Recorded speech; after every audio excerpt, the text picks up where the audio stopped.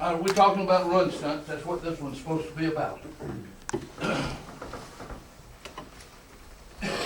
Stop. Okay. First of all, the definition, my definition, back at one time, my definition of a run stunt, okay?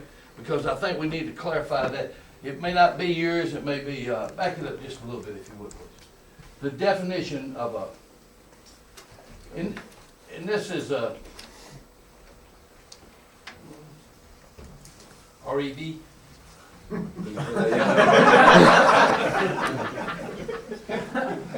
Here's what stunts are to me. Line movements coordinated with the linebackers designed to alter gap responsibilities on the move. Okay? Now, you're talking to a guy who is big on gap responsibility.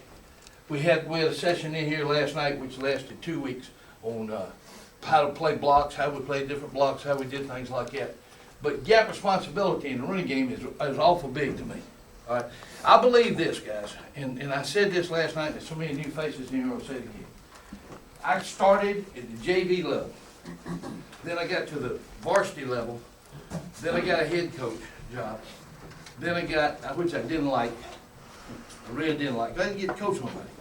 Then I got a small college job, then I got a major college job, and then I got an NFL job, and now I'm hunting me a big one here right now, to tell you the truth. I'm gonna try to relax a couple of years. Why? Enjoy the fourth quarter a little bit, to tell you the truth. But here's what I've learned in that travel. Here's what I learned. The things that allowed us to be successful on the JV level are the same things that allow us to be successful at the NFL level. Good gap responsibility, good tackling, all those things allow us to be successful. The things that keep you from being successful, missed tackles, missed assignments, those are the same things that allow or prevent success on the game. I have learned, having been at every level except junior college, I have learned that the game is the game. The game is the game. Outside the lines, totally different. But inside the lines, inside the chalk, whatever level it is, and it's all relative because you coach high school kids against high school kids. I coach men, professional athletes, but I coach against professional athletes. It's all relative. If we were back in JV level, it'd be JV kids against JV kids. So it's relative, the players are relative, but the game isn't. And coaching the game, to me, has been the same all the way through. So line movements designed to alter gap responsibilities on the move. All right, that's the way I see stunts. Okay, go to objectives there if you would.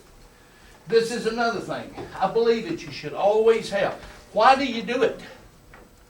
Why do you do it? Your objectives, why everything that we do, I want to have a reason. I want to know why we're doing this because it helps me to do it better. Okay. First, we're talking about run stunts. So naturally, the thing would be to stop the run. Okay. Confused blocking schemes. Confuse blocking schemes with line movement. Take advantage of formation tendencies. For instance, let's say they get, and you're looking at them and they get in strong backs, and when they're in strong backs, they are 90% run to the strength. So you might want to move the front in some manner. You might want to loop the end. You might want to coordinate that with your linebackers, but have a stunt to take advantage of formation, that formation. So, and that's just an example. So we try to take advantage of formation tendencies by our run stunts. Okay, go to the next group, please. Okay, change the tempo of the game.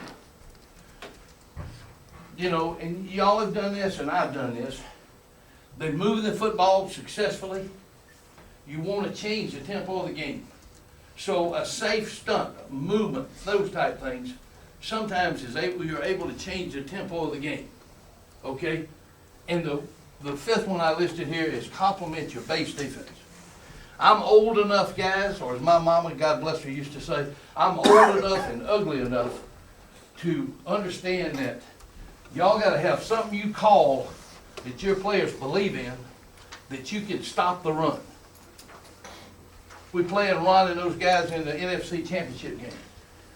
You gotta throw back to the quarterback for a touchdown. Great play.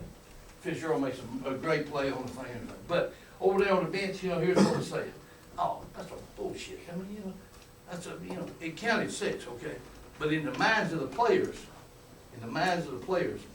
it ain't an ass whipping. All right? When they take the ball and take down the field and keep gut punching you, and they come to the sideline, they looking at you and they big-eyed as hell, like, what we gonna do now? Now you got problems. That's an ass whipping. And you got problems because that works on you mentally as well as it does count 6. Okay?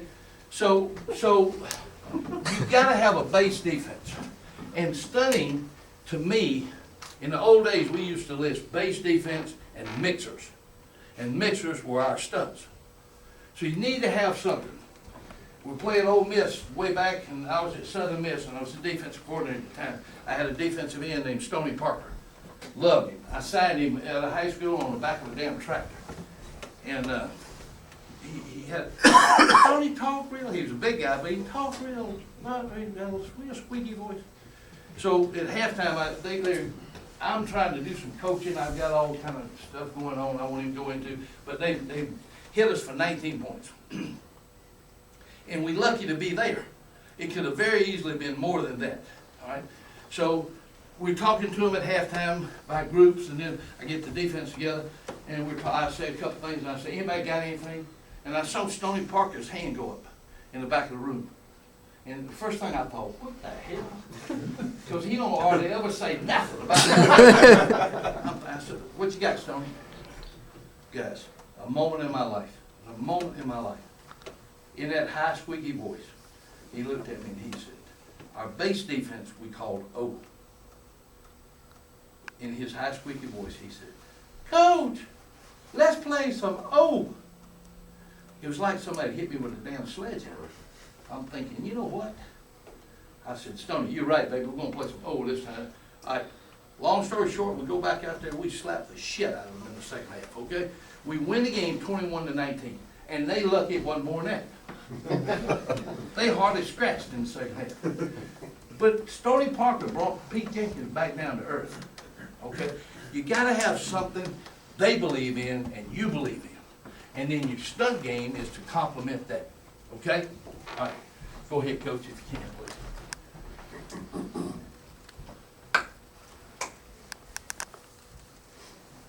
Now,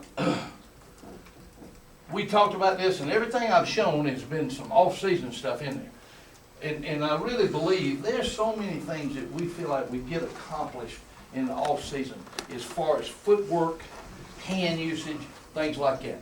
Then when we go into a live situation, all we have to do now is add speed, toughness, and power. Because we've programmed the feet, we've programmed the hands, we've developed muscle memory on those things. And you know, when you design your package like that, you design your program, there's so many things that you can get solved and get ahead on during the off season, okay? These are some off-season things that we do. This is an agility drill that I call hoorahs. It's a 3-part drill. You want to get off on ball movement.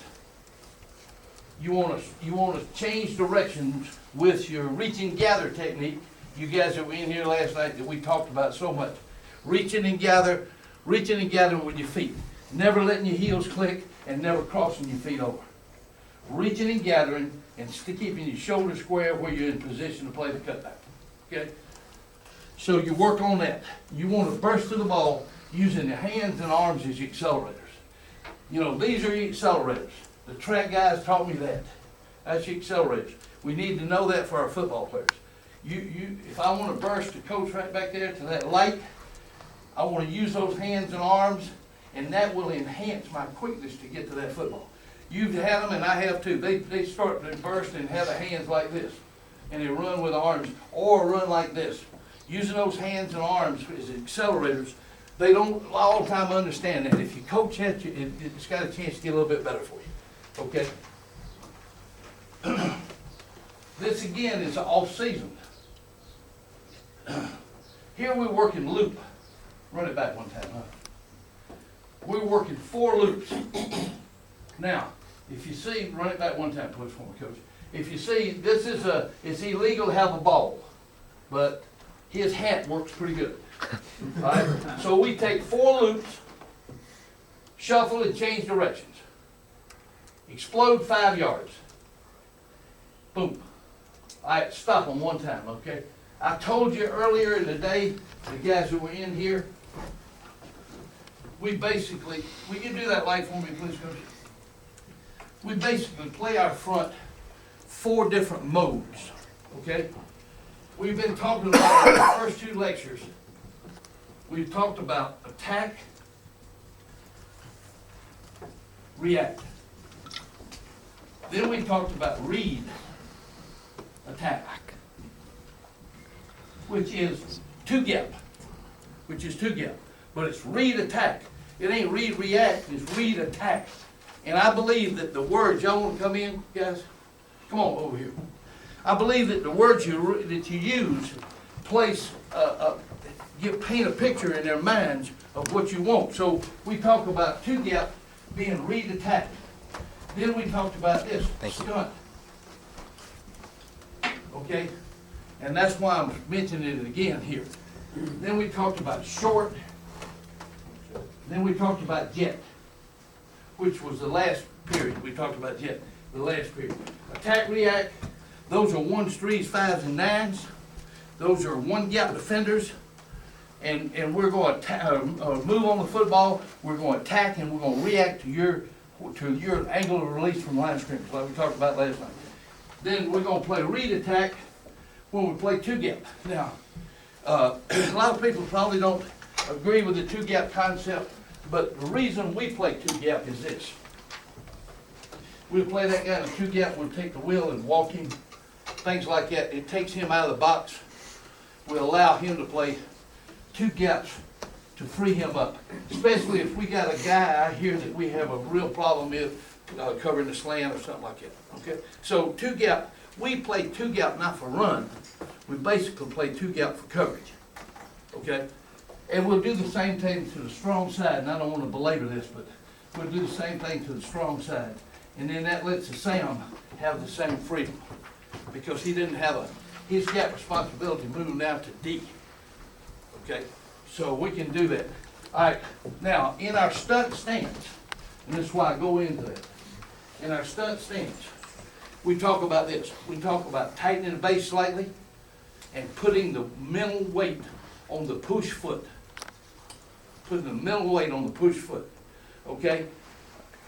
Meaning this, I don't want to tell you I'm gonna stunt because of the tightening of my feet or whatever. I can tell you on jet because it's gonna be more like that. But I want to tighten slightly and I want to think my weight on my push foot. If I'm going that way, I want my weight on my push foot. If I'm going that way, excuse me, squeeze your toes. Squeeze your toes. Good point, never have thought of it. Squeeze your toes, good coaching point. All right, but the weight is on you mentally on that push foot, okay? So, and the other thing, just like we talked on pass rush, we want to do this. As we come off the stunt, this hand down, we want to roll off the hand, not lift the hand. And we think that's very important, guys. Because we know when you lift your hand, it lifts your pad up. So it's things, it's little things. And you know, in 1970 something, I met a guy who was a 3rd grade graduate. He had started he was a butcher. He had started a takeout hamburgers, all that stuff, you know. And I met the guy, and he was a really nice guy. And we were talking, and he said, my motto is going to be to my employees, everything is important. What's important? Everything's important. The guy went on to be Wendy's guy, Dave Thomas, who's got them damn things all, I mean, he's dead now, Wendy, Davis, God bless him. He's got them all over the damn place. I walked in one the other day because I guess I've always liked him because of him. He's such a great, nice person. I walked in, I saw a sign in the back of the place, way back, over the cooler. and it said everything is important. He built that business on everything being important. That's the way football, for me, that's what, I look at it the same way, and I talk about it. Everything is important. What's important? Everything. Little things, take care of the little things, and the big things won't be so big. So them steps and that stance and everything are a little thing that I think keeps big things from being so big, okay? Will you do that light for me, please? So they're working loops right here in off season. Change of direction, shuffling, don't cross them over. Now they're going to accelerate using their, like we talked about. Here's a gap step. This is an inside gap step. Shuffling, bursting 5, moving on that hat. Funky snap count. Be sure and give them hard count. Teach your manager how to do it. What we do is this. Stop him right there if you would. My manager he got two things. He's gonna do this for me. He's gonna give me hard counts and things like that. When we play a team, it's his responsibility to come away with a snap count. If I've got and we record it and put it in. If I got him back, he'll do it the next year. If I don't have him back, teach somebody else. Okay, unless they change staffs. So in the game, I give him that responsibility. You get those. You get the quarterback. I want you to hear the quarterback. I want you to write it up and turn it into me after the game. So that way we always kind of stay ahead if they don't change staffs. Okay? This manager right here is a really good one too. That's an inside gap move. Shuffle, shuffle, shuffle.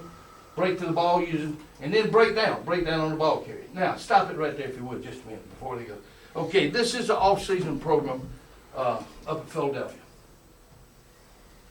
Good back level right there on the beginning of that stunt, isn't it? All right.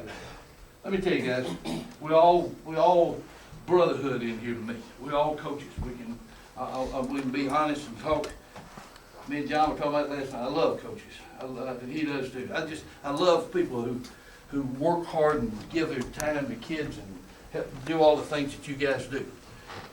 There was a guy came to visit me, and he said he watched some of this film that you're about to watch. And he said, boy, you got some athletes. I mean, they can do this, and they can do, he was telling me. So we kept watching film, We said, I like the guy. We were sitting there, we kept going. He said it twice more. And it dawned on me what he was saying to me, hey, Pete, you ain't doing shit. You just got these some great athletes. And the other thing dawned on me was this. He was saying to me, basically, mine can't do that because they ain't great athletes. And I said, Coach, what's the date? You know the day of the month? He looked at his watch and he said, March 18th. I said, okay, so Wednesday, March 18th. If you would have been here yesterday, March 17th is the day we worked on this drill. March 17th. Camp opens July 16th. We're working on it March 17th. Yeah, you'll be impressed with some of the things they do. Now, Coach, I didn't make them athletes. I can't do that. I can't create that. But good athletes who are trained to take efficient steps and do things like that become even better at things. So I would encourage you, don't ever let yourself fall into that. He really wanted to use an excuse, and I wasn't going to let his ass. Okay? I wasn't going to let him do it. All right, so this is the thing that this is an off-season program we're working here. Go back to the beginning, if you would. We got a ball in there, and they're working inside gap move, okay? Roll off that front hand. Now, here's the thing too. You see them run. This is what you called it last night, and I was impressed that you. I never have seen many people use that word, heel line. This is what I call the heel line. The heel line to me is where the offensive lineman's heels are prior to the snap of the football. Okay, so we're trying to achieve the heel line, and then if we do this, we work the heel line. If the ball's going this way, we U-turn the heel line. Okay, that's our U-turn is just to us that we want to U-turn back down the heel line. Okay, all right. Now they're going to work the heel line.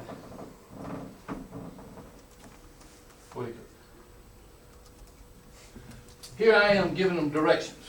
We can see it on this shot right here. Go ahead, you can see it. you see the directions.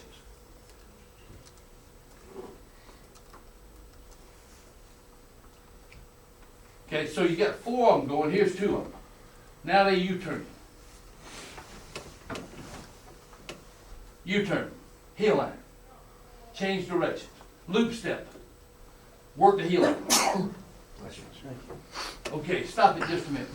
I'm gonna show you 2 shots. I'm gonna show you 2 shots. I'm gonna show you one where a guy does what we call a face technique, which means that I've lined up in this gap, but my gap responsibility is that right there. So, Coach Bryant and them did it years ago. That's where I learned it from, when Coach Bryant, when they were in Alabama.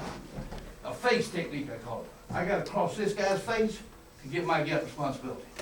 They understand that, and it's such a simple term for them. We call that a face technique. Okay, this guy's gonna work a face technique, and it's Coach, it's Trevor. Okay, now what's gonna happen, guys? What's gonna happen? I ain't done a good job with Trevor. He's gonna get too much depth before he U-turns, and the ball's gonna come in here and he can't get to it. Okay, I hadn't done a good job teaching it. He does good later. But you guys will do the same thing. I mean, I've seen it happen 1,000 times. You get too far up the field, and now the ball comes back underneath, okay? So Trevor doesn't do it, doesn't do very well on the thing. This is, go show the back shot if you would, Coach.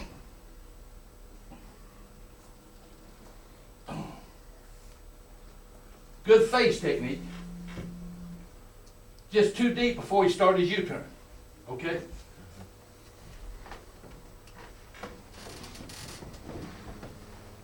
All right, next shot. This is going to be, this is the defensive end here. And he doesn't work the line. That was no U-turn. This is, he doesn't work the line. And the ball breaks inside of him.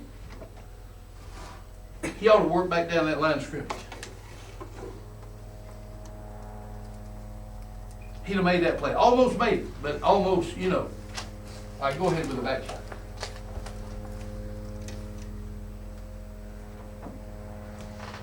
Okay, that's why you turn into the line of scrimmage, the heel line, you turn into the heel line, and all those things. That's why we work so hard at it. Up the field too far, didn't make the play. Okay, go to the next shot. I've seen enough failure. I feel bad about that shit. All right, here we go. Here's an interesting thing to me, guys. This is the things that we're going to focus on, okay? My daughter gave me this one year. If you chase 2 rabbits, both will escape. Some of you might have seen it. She gave me that. I keep it in my office, okay? Let me tell you a story about the thing to show you I think things like this are really important. There's a guy right now that plays with the Seattle Seahawks that told me, he told me after the game this year, he said, I never really understood focus and what you meant by focus or what people meant by it until I saw the picture of that damn eagle. And he said, I realized. I got a phone call just a week or so ago from a guy who played for me years ago, and he's in the league now. And here's what he told me. He said, Coach, you know what? He said, every time I get down in that stance, I think about that damn eagle. And because it showed me what focus meant. Go ahead and show the picture. I had this up in my meeting room, and it explains to me what focus. By God, that's focus, I can tell you that. And that's what, you know what, guys? They don't know how to do that. They don't know how to do that. They don't know how. That's our job. We got to teach them how to focus on the proper things. Focus your eyes where they're supposed to be. Focus your mind where it's supposed to be. And that picture, I've used that picture for years. I think it's self-explanatory to the players, actually. Okay, go ahead. Here are the focus things right here. Okay, we're going to focus on a good stance like we talked about. Now, here's the other thing. Don't tip them with your eyes. Don't tip them with your eyes. You know, I tell my guys all the time, yeah, offensive linemen are dumb as hell, but they ain't dumb enough not to pick up on that. You know, they ain't that dumb. You got your eyes in there, and they realize it's not where your eyes have been. So you want to focus on your stance. You want to focus on your eyes. You don't want to point or lean. And you don't wanna, you know how that is. And then you don't wanna false start a jump. Expect a hard count. Don't let the quarterback make, we want him to know we're gonna stunt after the damn play. And we're getting up off the back. We don't want him to know it prior to that, okay? So the false starts and jumps, give that stuff away. Good alignment, we talked about this last night. It's something that I preach to them all the time. Align for success. Align for success. I was really pleased when I started using this. I heard our secondary, Ron, the secondary coach, started talking to the DBs. I heard him one day. You want to align for success. Inside relation, outside relation. It really fits anywhere on the football field. And I don't even know where the hell I got it or somebody. I know I didn't think it up. Shit, I never do that. But align for success. Get in an alignment that you can get the job done that fits the scheme. Okay. Those are the focus points there. Okay. Next thing, if you would. Okay. Good stunt stance. We talked about it. Great ball reaction. Coach, think heel line. Think heel line. I want to get to the damn heel line. I'm going to work off the heel line. Okay. Roll off the hand. Consequently, staying low. Don't lift the hand. Roll off the hand. Stay low. Okay. Go ahead, Coach. Efficient steps. We go where our feet take us. So we want to have efficient, the footwork being efficient is what we're looking for. Okay? Proper angles, U-turn, down the heel line. What we just saw right here, number 7, the two guys that I showed an example of. And to be honest with you guys, I don't have much of that. I mean, I picked 2 plays there to show you people doing it really poorly. We do a little bit better job normally than what those guys did in that particular shot. Proper angles to the ball. And what we all preach is great effort till the whistle. You know, we all preach that. But it should go without saying, but it's not bad to list. Okay? That's our focus points. Okay? Next thing, Coach. Okay, if we got 4 basic moves. An inside gap charge. Okay, an inside gap charge we call jam. Outside gap charge we call loop. A nose movement that we call an ole or Z. And a face technique is a gap charge from outside alignment. Okay, go ahead. So you identify what you're asking them to do in your scheme. That's what that is right there. All right, go ahead, Coach. Here's the drill again, and I think this one's on the practice field. First phase is get off the football. Hard count, varied count, all that kind of stuff. Here's 2 guys right here. This guy's working a gap. This guy right here is working an ole. Here's my manager. I'm sorry, it's dull like that. I'm not sure why it turned out that way. Steps. Now, that's where I want them to get to, and I'm back here. All right? So get off the ball is the first thing that they're thinking. All right, go ahead and run it, Coach. Now, you'll see the left 5 up here. Well, this is a jam technique. This is jam. This is from head up or from a tight alignment to the inside gap. Go ahead and run it, Coach. You can see him up there. Does a nice job of beating the North Carolina tackle off the ball. Now he's going to work the heel line and make the play. All started with beating him off the ball on the snap. Guy does a great job of getting off, and the tackle does a poor job, okay? So we win that one. And he does a good job working the heel line. Now here's a face technique from an outside alignment, to the inside gap and be able to, I got it working this way, he should put it both ways. It'll work either way, okay? This is a face technique. Coach, it looks like there's a subtle difference between the face and the jam. Well, one of them is from a heavy alignment or head up. The other one is from outside location. So the difference between an odd Okay. set and a Yeah, set. and coach, there's more to it difference than that. Mm-hmm. That's a good question. Okay. When I'm head up on this guy, or in a tough alignment, in a tight alignment, my aiming point on the inside gap charge is your hip, coach. Your hip, that's my aiming point. I'm gonna step 45 and my aiming point's your hip. If I've got a face technique now, I'm gonna be flatter. okay? My aiming point now is you're the next lineman here. My aiming point